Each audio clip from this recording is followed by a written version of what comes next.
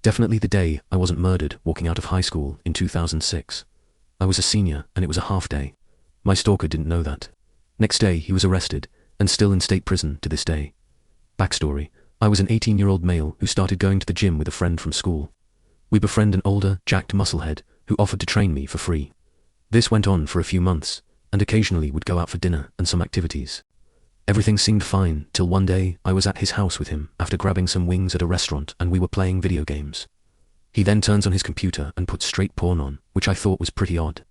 Then, he grabbed my knees and swayed them back and forth, looking at me with a grin. I tell him to stop. We continue to watch, but I'm weirded out now by a Schwarzenegger clone who can easily rip my skeleton body in half. Once more, he goes and touches just above my junk with his fingers, and I push away and say, I now have to leave. As I'm walking from the upstairs to downstairs, a million things rush through my head, but I left freely. From that day forward, about a 2-week span, I begin to get harassing phone calls and such.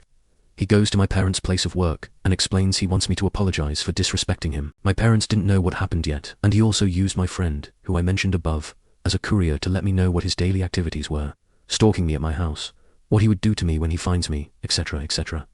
The final straw was when we had that half day. After getting out, my friend and I go to my parents' place of work and explain everything. He also was at their work that day as well, still demanding an apology. Once my parents get the whole story, my friend's phone rings, and he puts it on speaker.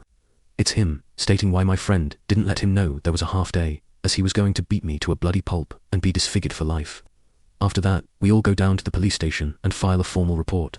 While in the station, they immediately know who the man in question is, and say he is a flaming homosexual. The DA was also at the station at the time, and wanted to take this case on immediately, as he was the main suspect in an unsolved murder a year ago in our hometown. Just couldn't prove it was him. So the next day is spent in the county courthouse, with my friend and I, with tapped phones, trying to get him to admit to anything, which he didn't. Once around the time school would be letting out, he was tailed circling my school 17 total times. After that, a couple squad cars moved in and blocked off a street, as well as a police van, and apprehended him. He had a loaded handgun sitting on the passenger seat. Because of the murder the year before, a search warrant was obtained and his computers contained gigabytes full of child porn. On top of that, charges from me. They're still trying to put the pieces together on the murder from the year the other guy was murdered.